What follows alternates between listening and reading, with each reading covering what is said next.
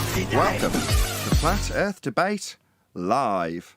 I'm your host, Nathan Oakley, and if you are new to this channel, or you've not done so already, how dare you, then be sure to subscribe, hit the bell notification icon, and join button if you'd like to become a Nathan Oakley 1980 channel member, and keep up to date with the Flat Earth Debate. If you would like to support the channel, there is a super chat that runs alongside each of these shows while they are live, and there's also a PayPal, Patreon and crypto link in the info box below the video. Most importantly, if you'd like to join the discussion, simply mute the page you are currently watching, then click the link in the info box below this video to join the panel and express your views on the nature of Earth. If you do join, please don't swear. If you do, you'll be ejected, and if you are, please don't try to rejoin the stream using sock accounts. You'll be warmly welcome back on the next stream. Please also share the show on social media. Sharing the show obviously increases the live audience, but this in turn increases the chances of a more diverse panel. So please share the show on Facebook and Twitter. Now we are joined by 10th Man, Refracted Curvature, Neil, the Adam Meakin, Chocolate Saiyan, Arwin, and a whole bunch of people in Discord. So welcome one and all. Morning. How are you? How are you? How are you? Hey. Yo. Good everyone. Good morning. Good morning. Good to have you all. Good to be here. Well, that's good to know. Any evidence of a physical geometric sphere-edge horizon, formerly known as the curve of the Earth? Black Swan. What do you mean? Earth is in a container. That's true. Any evidence that you can have gas pressure without the necessary antecedent of a container to press upon? Now I need at least 3 containers. 3 containers? Oh, to show gas pressure without a container, you'll need 3 containers. I wonder what you meant for a second there. Yeah, at least. What's You need to containing roll your in a container? container with the gas. Okay, just to fill the audience in the pre-show, we had a gentleman join that offered up an infinite regress fallacy in regards to the Earth and what the Earth would have to be contained by. So what's the container for the ground that would represent the bottom of the container? So in essence, an infinite regress fallacy. So I think Discord and John are just highlighting that absurdity that we dealt with early on in the pre-show. Become a member if you want to watch it immediately when it's finished recording. Anything else to add to that, or should we move on? Any evidence of the distance to the sun?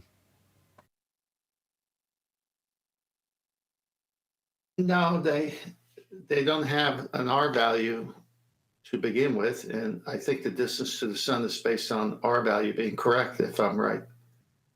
Any evidence of the R value? Earth radius.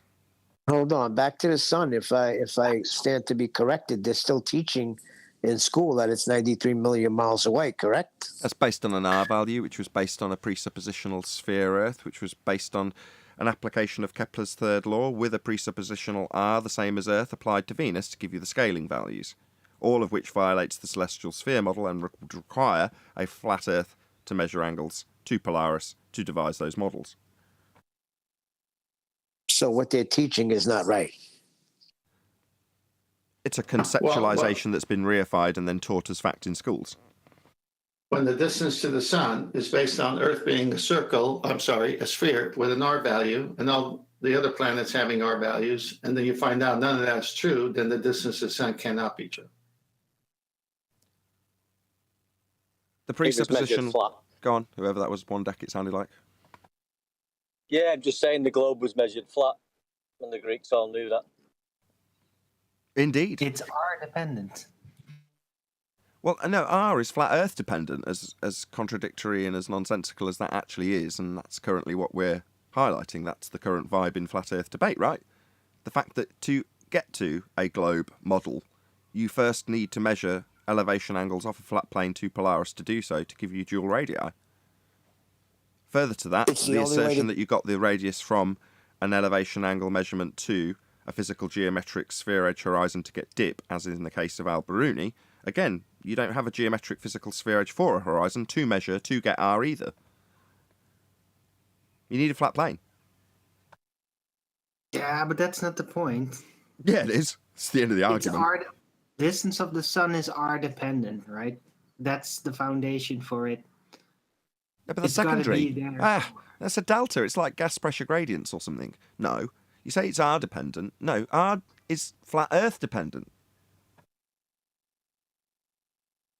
Yeah, but that's not the argument, though. It is, because if your R values come from a derivative flat plane measurement, then your claim to be distance based on a sphere is violated by its own measurements. So it ends there.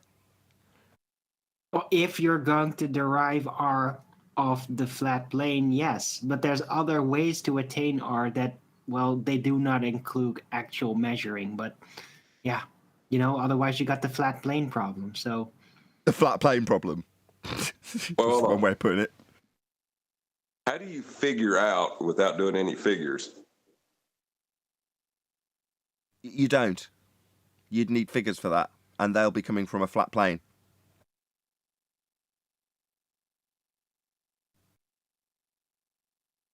Any more on this? yeah, I mean, that's kind of like asking how do you figure out how far an apparent location is when it's only apparent? How do you measure to that distance? That's just as nonsensical. keeps them All of busy. this distance as well, Chocolate, is in a second law of thermodynamics violation. Whatever distance it is. Yeah, distance to what? A burning ball of gas in a sky vacuum. I think John could put an end to this. John, what did you find out about your kitchen? How'd you make it a globe? I just assumed the outside arc of the protractor was the shape of the ground. That's pretty much all you got to do. So you measured lights on the top of your ceiling, parallel to the ground, and then assumed that the angle measurements that you took to those lights receding towards, let's call it the wall, but metaphorically the horizon, were actually the curved edge of the tool you used to measure those angles, straight lines to them off a flat plane. The curve of the protractor becomes the ground. Yeah, that's how we were deceived into being on a ball Earth. And it'll work in your kitchen. You can work with anything. So long as you've got those flat Earth elevation angles to acquire, you can turn it into any model you like. Earth is obviously, observably, measurably, and navigatably flat. You could turn it into an upside down triangle if you wanted to. Any evidence They teach the children in school that Eratosthenes used angles to measure the globe, and they also teach the children in school that angles are two straight lines. You just need to put these two facts together and work it out.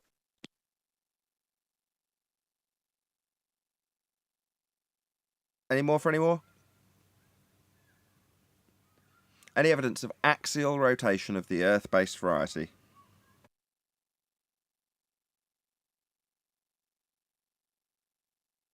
High up wind streams. There's no proof of Earth-based Coriolis going on at all. Shout out to Godzilla37. He says, is a container holding this cache pressure? Okay. Thank you for the super chat.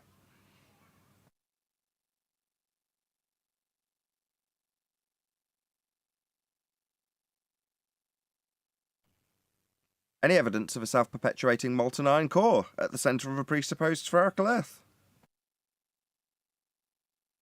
Well, they can't have that, and at the same time say all their angle measurements come from there. People wouldn't survive the heat.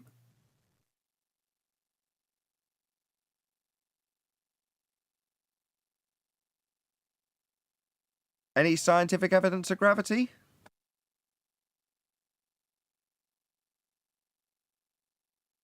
Do they know what it is yet?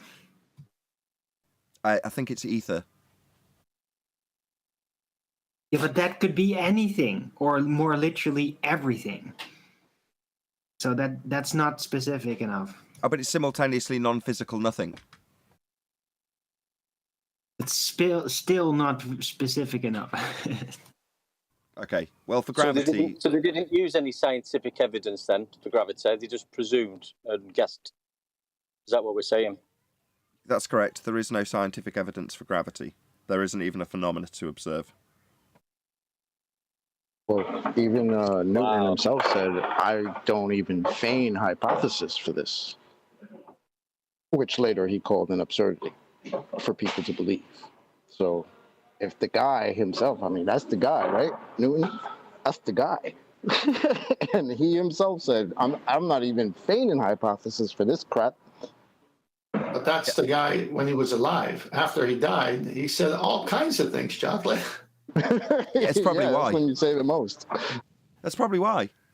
I find no hypothesis for this total nonsense. You'd have to be out of your head to believe this. Says the powers that should not be. I think we'll call it Newtonian. Likewise. Slap his name all over it. Yeah, that's it. Slap his name all over it. Tycho Brahe, similar story, right? Well, the lights would have to be absolutely enormous at those distances. I think this is going to be the Brahe sizes of the stars. Based on his objection, they're enormous. Yeah, they just let them do their thing and just wait until they die, and then oh look, I bet you're not going to agree on that standpoint anymore after you're dead, right? Well, they just take objections and turn them into part of the rhetoric.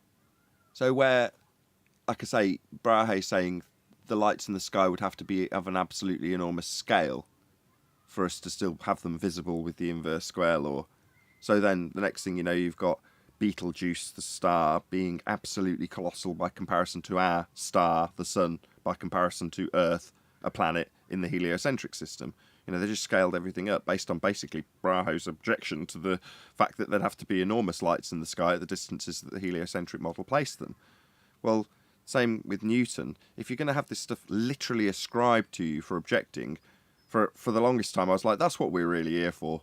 We're just here to expose the cracks so that they can be filled in. And there's a fair chance that the crack you expose and the overcome or the rebuttal that you offer gets turned from a rebuttal into part of the rhetoric. And you're like, hang on, isn't that a rebuttal for the rhetoric? Well, the stars would have to be enormous. Just turn that into the stars will have to be enormous. You know, it just becomes the rhetoric then. Do you think that the Newtonian or Newton would have ever formulated gravitation if the second law of thermodynamics had been discovered prior to him writing the Principia? It's a reasonable question. I mean, nature abhors a vacuum was a fairly reasonably and well-established principle even then. So, in that regard, I don't think it would have made any difference. After all a law is a description of something that occurs always. So having a commonplace description for something that occurs always, we would like to assume that he was of sound enough mind to recognise things that happen always. We just don't know. Well, the only reason I asked that is because it looks like he studied a proportionality and then he tried to ascribe a cause to that proportionality without doing any kind of scientific testing at all. Indeed. My question is, would they have the same opinions if they were alive today? No.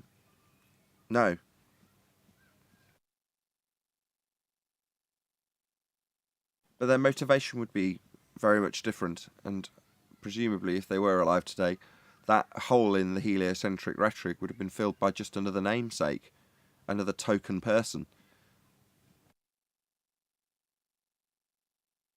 It'd be Fred's gravity, in other words, rather than Newton's.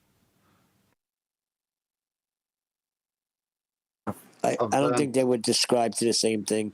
I think they would totally have a different outlook on things. Why? These things are only an overcome for a problem that is imposed upon a model that we don't actually dwell atop. So, in the case of gravity, well, if you're on a spinning water ball flying through a sky vacuum, how do you keep everything attached to it? Well, you need a magical force, don't you? So it's kind of been born out of necessity, and I don't think that necessity would change regardless of any of the characters involved in the storytelling of the heliocentric model. Ergo, if the actual story itself tells you that the person ascribed to this namesake of Newtonian gravity didn't even want his name attached to it, it kind of implies that it doesn't really matter whose name's attached to it. It's just overcoming a problem in the model. I've got the quote on screen, Nathan. This is the copy, the original letter from Sir Isaac Newton to Richard Bentley, January 1692. The last paragraph, it said. Yeah, here. You sometimes speak of gravity as essential and inherent to matter. Pray do not ascribe that notion to me, for your cause of gravity is what I do not pretend to know, and therefore take more time to consider of it. I fear what I have said of infinites will seem obscure to you, but it is enough if you understand that infinites, when considered absolutely without any restriction or limitation, are neither equal nor unequal, nor have any certain proportion to one another, and therefore your principle that all infinites are equal is a precarious one. Your most humble servant. You see, I think he would have a different outlook, specifically him. Hold your mic at arm's length, Neil.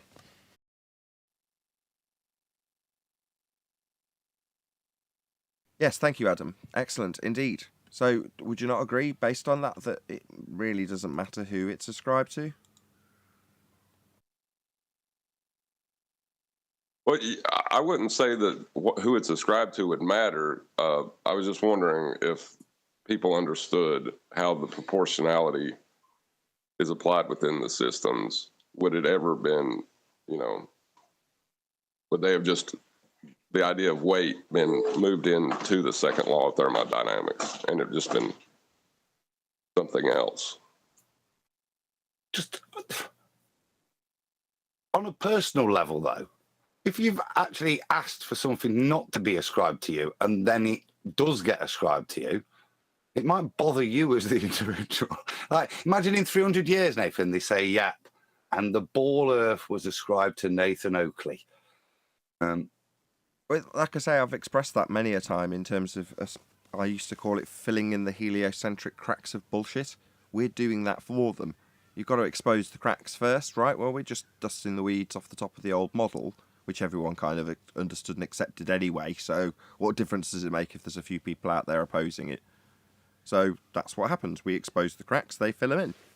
And in some instances, that filler has come from us, and maybe our name will be ascribed to it, as it was with Newton. Just a quick couple of shout-outs. So this comment is for Ruhif. If the money is for Nathan, hard lines Ruhif.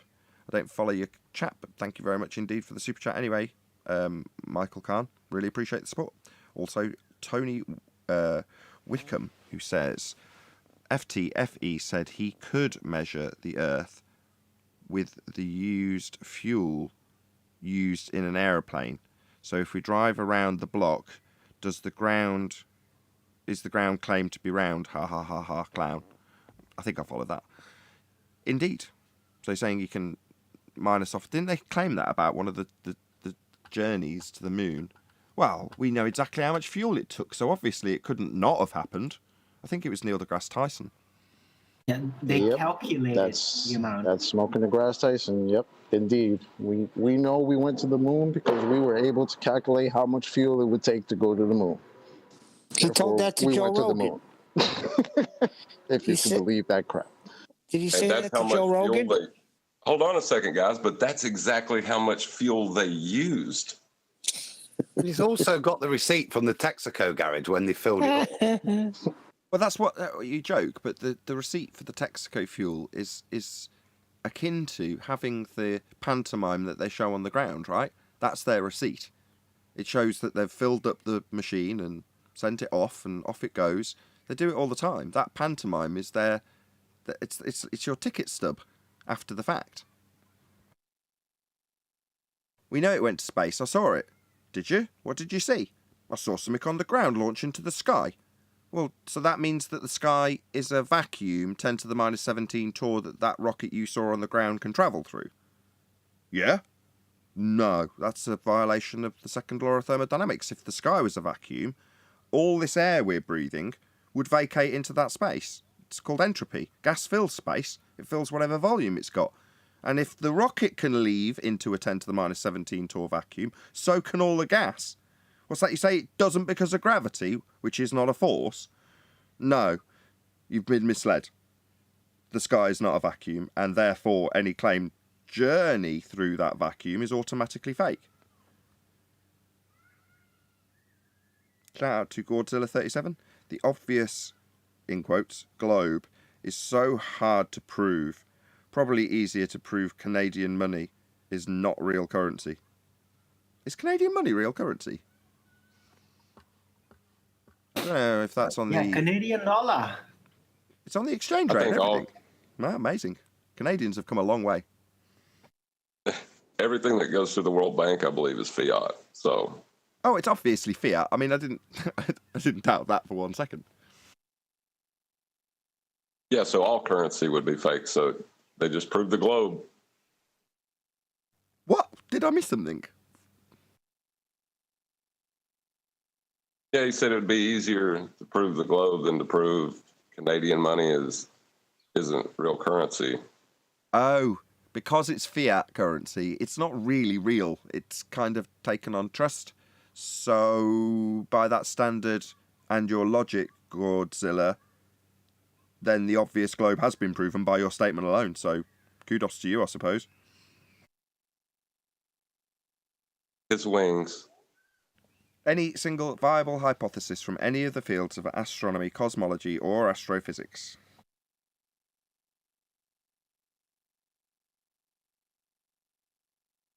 Well, that would be step 2. Can they get past step 1? Hey, Chocolate's here today. What did Michio Kaku say about those fields, or his field especially? That nobody in my field uses the scientific method. It's leaps of logic. It's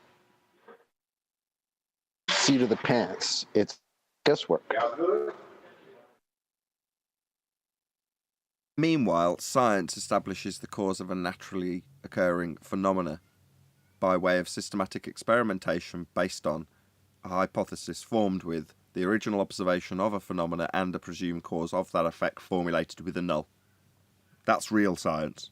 It's not guesswork. Well, beyond your supposition of cause yet to be validated in a hypothesis, but that wouldn't be the complete method. No guesswork. Validation through systematic experimentation.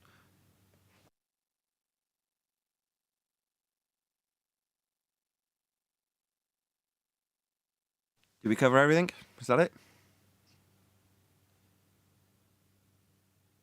I think it was. Good housekeeping session. Very concise today. Couldn't be more pleased. Now let's get back to the container, and how it has shape.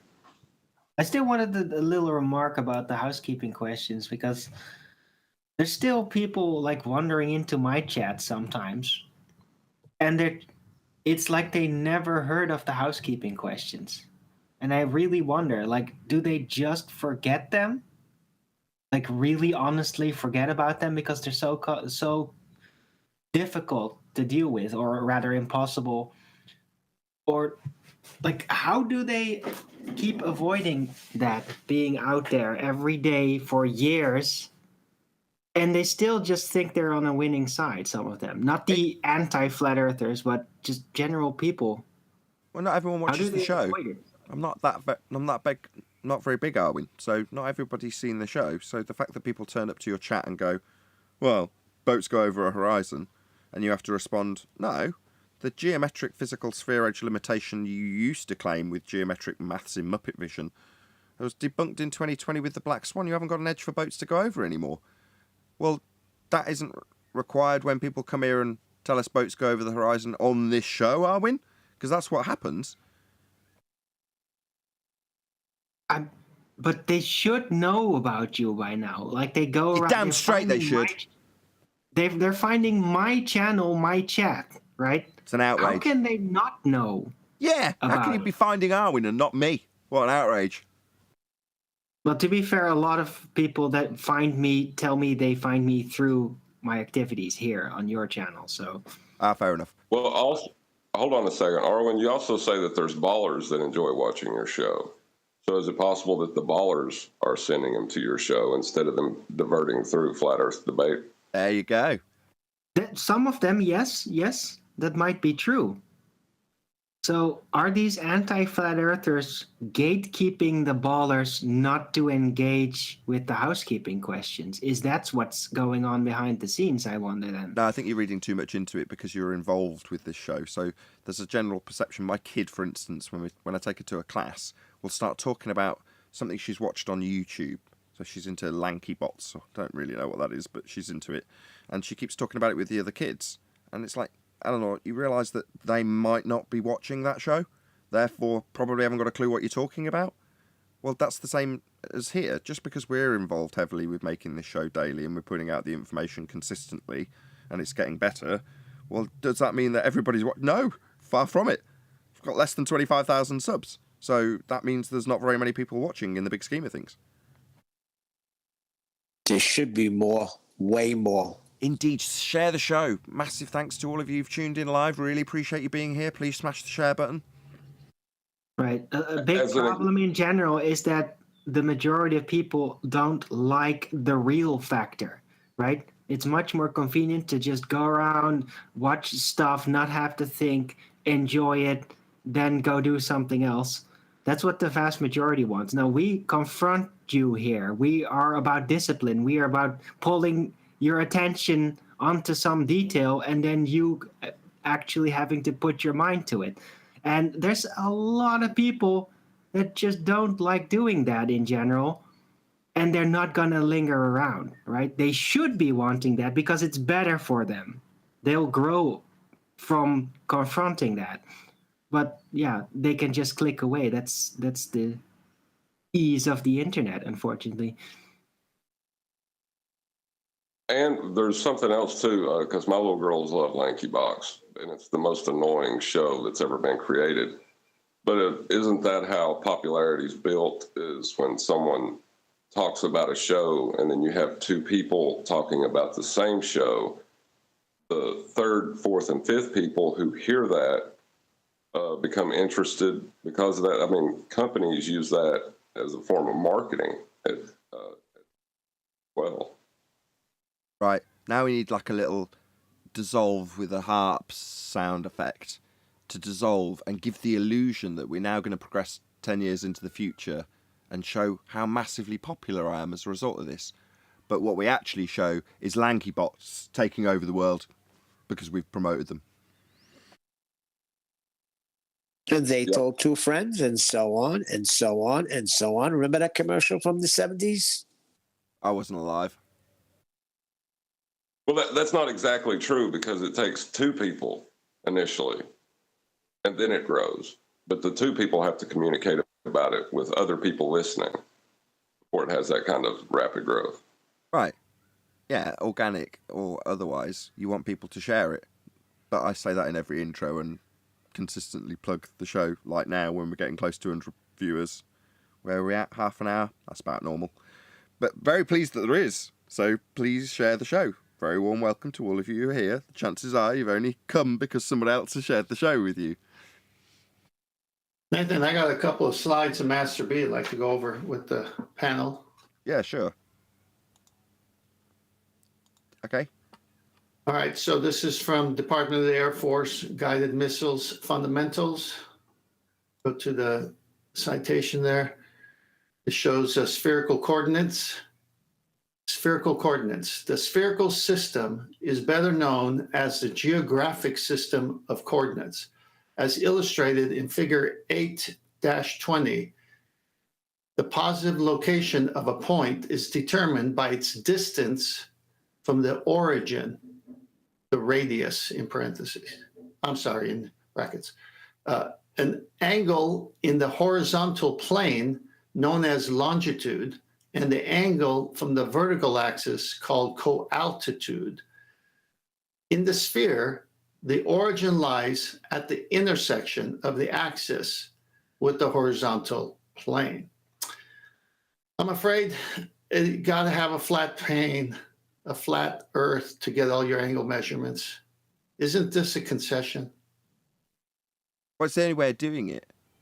So, when you say concession, I completely agree. Excellent, by the way. Thank you very much. But it's more of a refracted curvature point than mine, which is to say, concession implies that there was a debating point to be had, and it was won or lost. So, that isn't true, because that is just how it's done, isn't it? It's not really in contention. Yes, you're right. I'm talking about back and forth discussions with people who are still under the guise that the measurements, the origin is coming from a curved surface, where indeed it says here the origin is at the intersection of the axis with the horizontal plane. If the origin needs a horizontal plane, how do you do that from a curved surface and call it the origin? You don't, that's what I mean. So because you don't and you can't, it's mathematically impossible to do so. You cannot not start with a flat plane. You have to start with a flat plane. It's the only way to do it. So as John has pointed out on multiple occasions, it isn't in contention. Now, you're saying, well, the people who come here and tell us that, no, it comes from a curve, well, they're just wrong, aren't they? Yes, I recall the show when Zanuck said we measure it flat first and then. Yeah. Well, we've got to measure it flat first. And to this day, we've got Protothad, to a degree, a couple of others, who still come in and offer up elevation angle measurements and ask us how they'll work on a flat plane. Like, are you demented? This elevation angle measurement that you're offering up and suggesting that we can't get past the elevation angle? It's like, no. Projection. You, on the globe side, can't get past the elevation angle because you will require one from a flat plane. Now, offering it up without suggesting where you've got it from will not wash here. I'm talking directly to you, Protothad, in my comments almost daily, offering up elevation angles that have come from a flat plane and saying they can't get past the flat plane that they need for this elevation angle I'm offering up to ask how it works on a flat plane. It is demented. Well, did you ever think that you'd reach a point in this debate where, and this is a flat Earth debate, where the actual flat Earth would not be the contentious point? I never thought it would reach that, no. I've got to be honest, I was slightly aghast a couple of months ago when this actually transpired in the way that it was boiled down and condensed from the Sexton argument. And before 10th says anything, I appreciate that it was in there from the beginning, 10th. But like with most things, you know, Black Swan or Blackpool Swan, I mean, if you want to go back even further, Blackpool Swan, exactly the same principle was being applied to that. You can't get this angle that you're trying to compare to when you're using angular sizes from a curved surface. It's two straight lines. But even then, with it being pointed out with examples, it still didn't fully twig. So it just takes a bit of time. But when it finally twigged for me personally, I'm not saying it wasn't disseminated well enough to anybody else. I'm sure there were others who got it in the means or method that we're now putting it across to date, which is to say you require a flat Earth to make your globe model.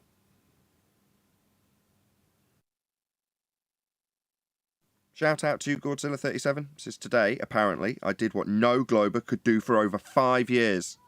I proved Canadian money is not real.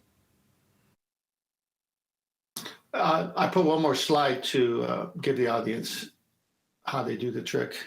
Okay, it's up with your globe burger and tangent plane on top.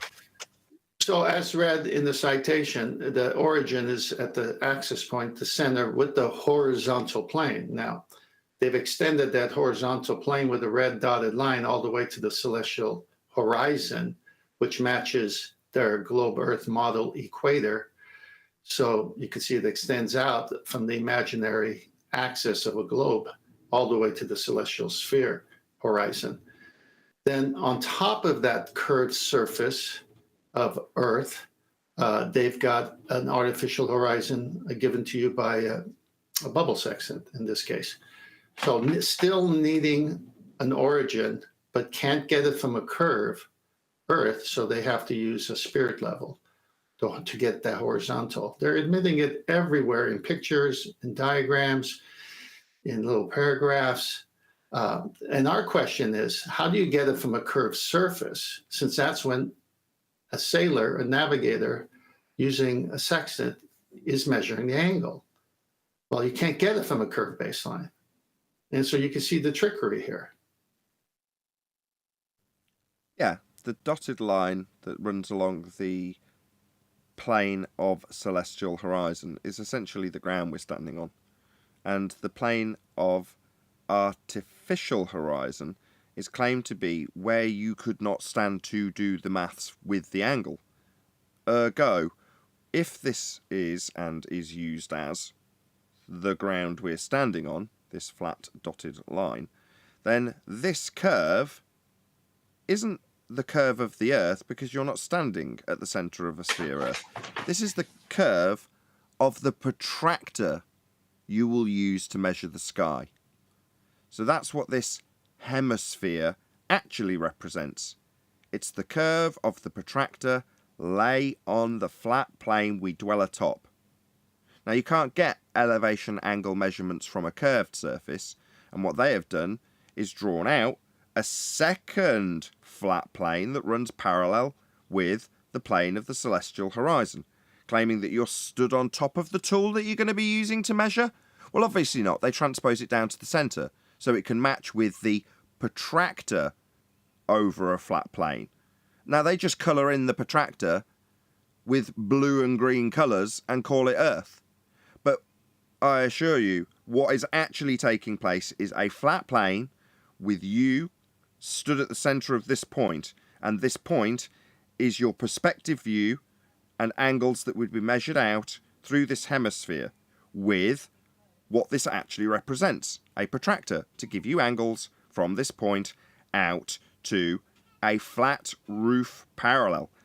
And the representation from your view is that the item on the roof further down towards the horizon is going to be represented on this point on the protractor as a measured angle, not as the ground you're standing on. But that's the magic trick, taking the ground you're standing on and turning it into a protractor and calling it a globe. I got another slide for you to go with that description. Take over.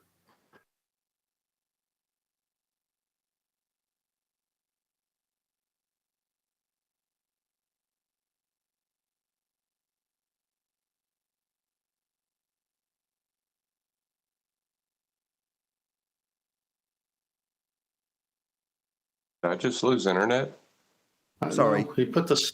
Yeah. I just got the slide up. So I thought you were going to talk through it actually, Tent, but there we go. So this represents the sky with a perspective view, and the angle measurements coming from the centre of it. That's where you're standing. That's where this angle is being utilised. Well, this, I assume it's green, bubble around that point that's being used to measure an angle in the sky represented by perspective view is a protractor. This green bit is merely a protractor.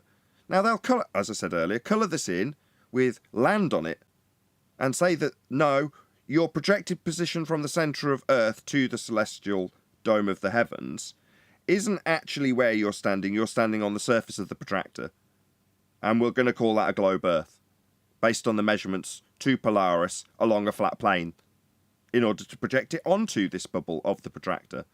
But that's all this is. The sky, your perspective view of it, you stood on a flat plane, and a protractor over your view. No globe Earth involved.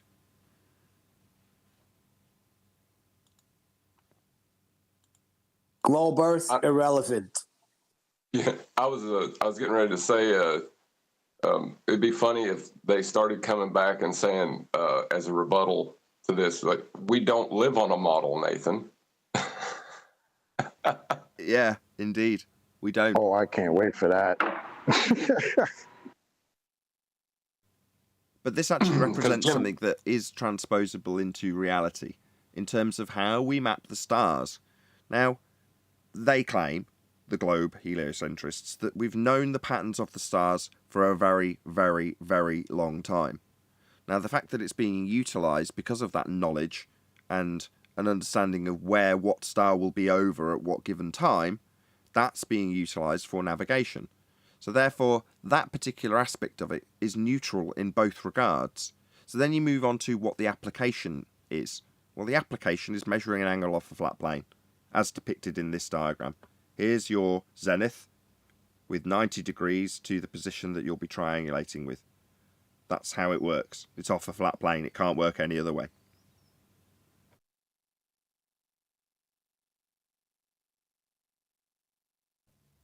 This is your world, represented as a model to depict the celestial navigation that we're detailing to prove a flat Earth. We don't live on a model. It's merely being used as a tool to describe the world we live on. Right, and the arc at the top of the celestial dome, or however it's being described, celestial sphere, celestial dome, that's the arc of the measuring instrument. It's not necessarily what the shape of the sky either. Well, no, I covered that, so you can't see what I'm doing on Skype, but on one of the previous slides, the one with the globe burger, without a globe coloured in, I like these diagrams, by the way, 10th, they're very useful, because if it's got a globe coloured in this section, and I described the hemisphere of this section being the protractor, well, what John's saying is, when you stand in the middle with a tiny protractor by scale and draw out a line, now your protractor, sextant, it doesn't matter what angle measuring tool you use, but just for the sake of simplicity we're going to call it protractor. When you measure out a line to a point in the sky, that doesn't mean that it sits on a curve, it just means that from your position, something that's further away over here, over this piece of land, on the flat plane I might add, yeah? That represents itself to you in a curved way merely because of perspective. So something further away from you is going to drop towards the horizon. Now that is working on and is utilised with the presupposition or assumption that the sky is flat, that the stars run parallel with the ground when they're over a piece of land. So when you measure an angle to it, the altitude angle is what you measure, not the altitude. The altitude, the height of the star in the sky, is irrelevant. And it's one of the most beautiful aspects of the navigation, in my humble opinion. That is to say that the angle doesn't alter. You can go up in the sky, establish a flat baseline, and measure the same exact angle. You just bring it down parallel with the ground. The GP runs parallel from the star. So there's no alterations once you've got a flat plane. That's the only thing you need. So the heavens, in terms of how they operate, don't make any sense. They shouldn't do that if they're physical items. They should move as you move. But like the sun, and everybody who's consciously aware of what it does when you move towards it, it moves. It doesn't stay where it is. It doesn't change with perspective as you move towards it. And the stars are absolutely the same. There's no difference. But that offers a very useful property when you're at altitude, so long as you can establish a horizontal baseline. Now, it does offer up more in terms of my misunderstandings from days gone by, let's say, my misapprehensions or my misunderstandings about what I thought the stars were. But that, like all things of similar nature, makes me feel fantastic. It's like wonderful. So I don't know. But I don't need to know to make this a flat Earth proof. I don't need to know the elevation of the stars because you're not measuring that. You're merely measuring the angle to them. But to do so, they are ipso facto running parallel with the ground on a flat sky. But that, from your point of view, just to get back to John's point, doesn't mean that when you represent it in this manner and put the stars dotted along this hemisphere, that is actually how the stars are. In a sphere around you? No, they're not. They're parallel to the ground. That's how navigation is actually functional. Nathan, I might add that they don't, in their way, ever say it's the actual distance to the luminary either. It is always the angular relationship above the horizontal. Exactly. You're not calculating from the sun in this diagram down to the right angle along the plane that you measure. You just measure the angle. That's what you measure. Now you minus it from 90 to get the distance. That's it. It's really simplistic in terms of what you actually do when you know what you're doing. There's not a lot to it. Now, yes, you might say there's a lot to it if you have to repeat the process twice or three times, but it's still just as simple as measuring an angle to something after establishing a horizontal baseline. That's it. And this item, the sun in this example, might move over the map here, but it doesn't adjust its relative height. The angle is what you will measure to it. Now, if that sun, in this example, moves further away, then from your vantage point, it will be, ipso facto, lower to the horizon. Now, does that mean that the sun's moving over you in an arc? No, it does not.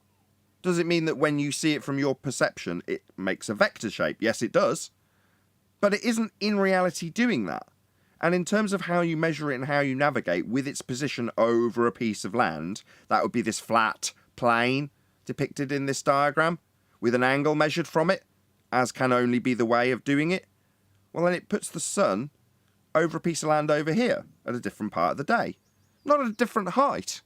And you don't need the height, as I keep saying, you just need the angle. Where is it in relation to the horizon? Has it dropped, i.e. a bigger angle if you're minusing from 90? Or is it directly at your zenith, 0 if you will? Go to the last slide after the sextant image, and it uses it with solar time when the sun at different times of the year. Perfect.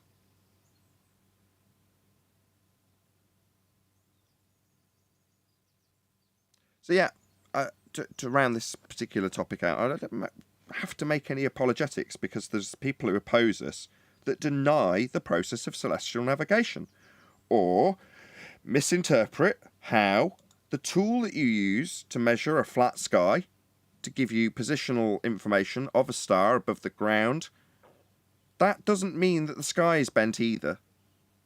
You are ipso facto dealing with a flat plane and a flat sky parallel to it. It's the only way it can function. That's a fact.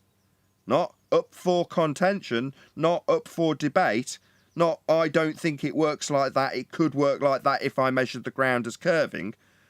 Wrong. It works on a plane. Are you done with that? Because they're not going to get it, because I'm reading chat and they're still struggling with smoke. They don't know what smoke is. Who's they?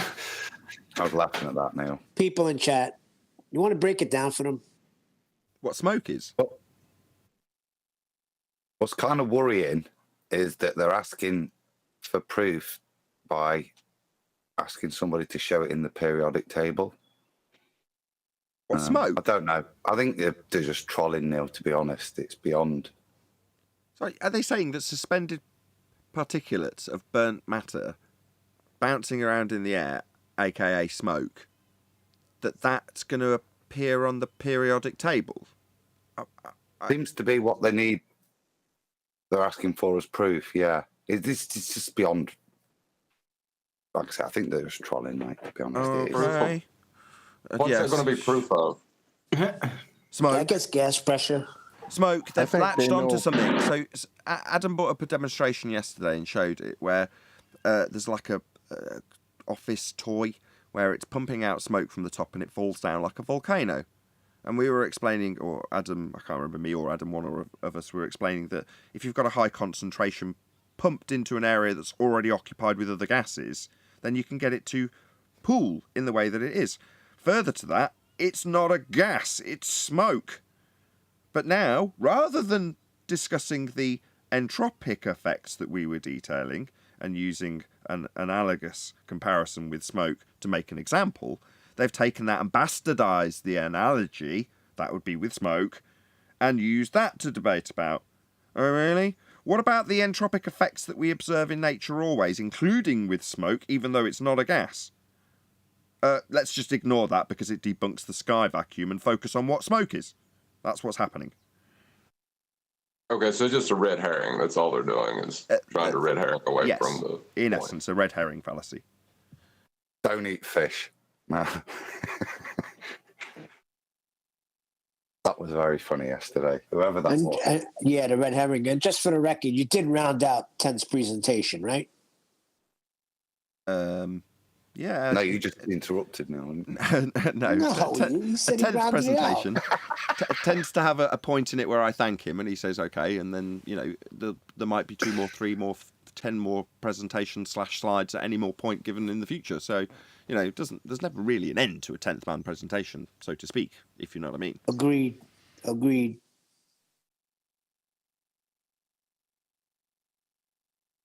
mean, I'm Which sure I Ted read, could add. by the way. Go on, Neil. I said all his presentations are epic. By the way, love them all. Well, although I've managed to cobble this PC together in such a fashion that it's holding it together, probably for its last days, there was a point where it was crashing so badly that every time I launched the live show, it would crash. And therefore, all of the pre-shows, which tend to be condensed very nicely with good information from 10th Man. So when there's a silent or the warm-up period, let's put the positive spin on, when there's a warm-up going on and 10th Man spots an opportunity in that warm-up period, he'll say, can I present a few slides? And then he will. And it's normally a very condensed version with very little interruption or questioning going on at the time. And I have been putting those out as a morning show. So I've been doing something called Sunrise Flat Earth Debate, mainly because my kid wakes me up at 5 a.m. and by about 7 a.m. I'm pretty bored. So I'll publish a video so I can sit and moderate it because there's no one else around at that time. So I'm normally the only person in there with about 10 people watching with an unadvertised show. But now you know. So if you are around and I happen to be up, which I am most days, I publish a show just so I've got something to watch. Because I watch my own show. I like it, and I do. And I like 10th Man's presentation, to speak to your point, Neil, which are in those shows, Sunrise, Flat Earth Debate. Subscribe today if you haven't already. And I think 10th Man was supplementing Nathan's rant about the requirements of a flat plane more than he was giving a presentation. It was the other way around. I was supplementing his presentation in slide form that he asked me to present with a long rant. But back to the smoke. Let's debate about that all day. That's all we get, isn't it? Hang on, I got 2 more slides coming your way. Oh, okay. Hold on, I got the first one up. Go ahead and go there and up with the second With one. the sun and the horizon and the sextant. No, Nautical Science, the book. Okay. Oh, hang on, maybe I haven't sent it yet. Let me send it. There we go. Well, synchronicity, because as you said, back to smoke, I was just typing it in chat.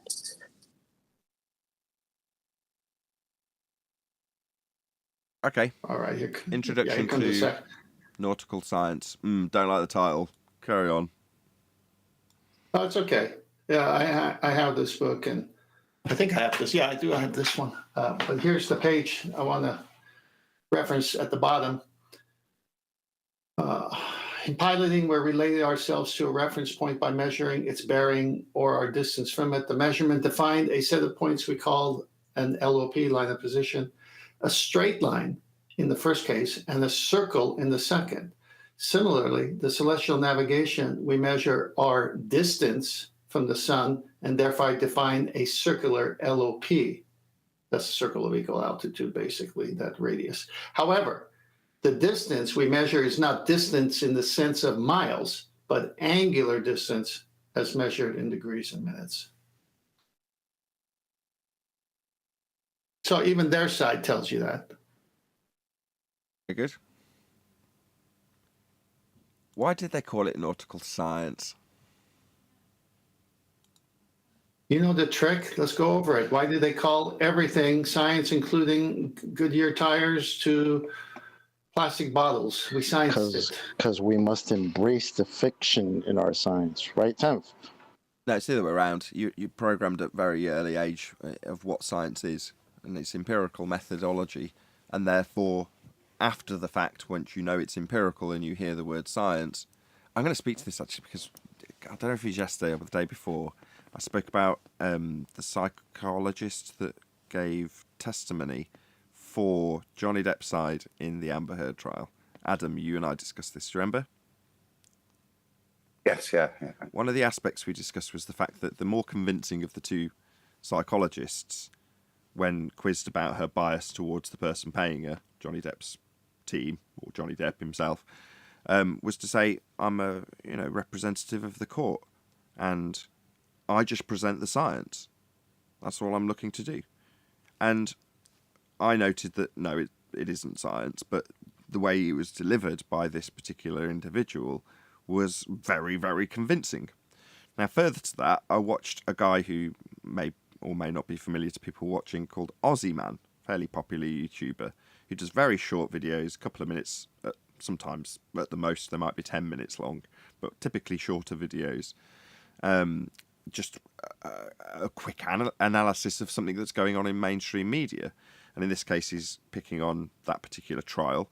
And what do you know? When he comes to detailing that particular aspect of the trial, he played that clip and noted how credible she was because she's following the science.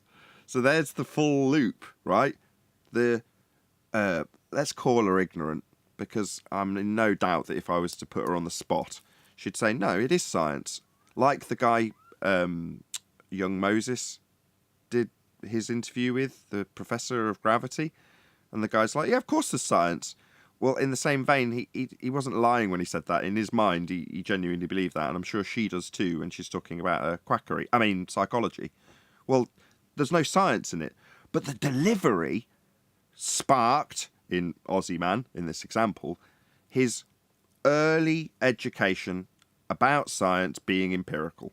So when he heard it, well, it's got to have some empiricism behind it then, hasn't she? She said she's following the science. Yeah? So there's the trick in its full majesty, played out with the trick from an ignorant, we'll call her, claimant of science, and the receiver of the information, and the impression he got, top notch, excellent info, science, wow. You get to see the full thing play out. I smiled when I saw it, just because we'd mentioned it on a previous show, and there it is happening.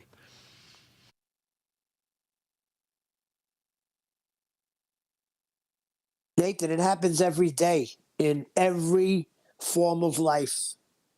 They bastardize the word science. I think it might be where the root word of science just means knowledge. You know, people confuse that with natural science. It's actually a fallacy. It's an etymological fallacy. Yeah, they're committing an etymological fallacy, but I don't think most people do it. No, it's actually, they take the etymology of the word and say, well, it means knowledge. Therefore, I understand, I have a good knowledge of psychology. Therefore, science. Knowledge. I've got it, right? No, unfortunately not. Science has a context. Science has a method. Science is very narrow. Science deals with physics.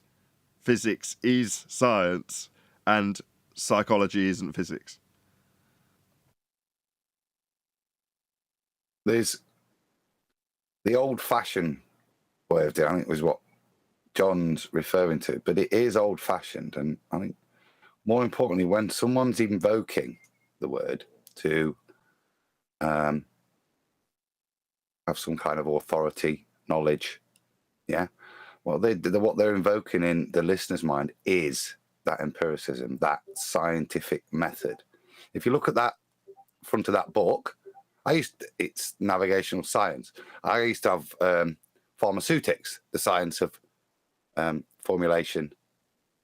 Yeah. And all of they mean is a body of knowledge. And when you see it in that context as you are able to differentiate those two meanings. I've got no problem with it on the front of the book like that. I've got no problem in somebody in antiquity using the word science to mean knowledge. Yeah. But when we use it today, it's given that power that's given through what people think is following the scientific method. And that's, I think, what Nathan's referring to, that when that lady stands up there talking psychology, which, say, first day of A-level psychology, this is not science, is what you taught. Get that in your head. We're going to do probability studies here. Yeah. But she stands up, and to the court, the authority and the power of what she's saying has the empiricism of science behind what she's saying. Fundamentally, it doesn't. And with that, I'm going to say, if you are watching this on either Nathan Oakley 1980 or Nathan Oakley premiering streams, then stay tuned, as there will be an after show to follow. Unfortunately, if you are watching this live, this is where we bid you farewell. So a huge, massive, enormous thank you to all of you who smashed the super chat, liked, commented, shared, subscribed, joined as a Nathan Oakley 1980 channel member, hit the PayPal link and all that good stuff. Of course, another massive thank you to today's Discord and G+ panels for making today's live show possible. Once again, stay tuned if you're watching on either premiering stream. I've been Nathan Oakley, and I will see you all in the the next video.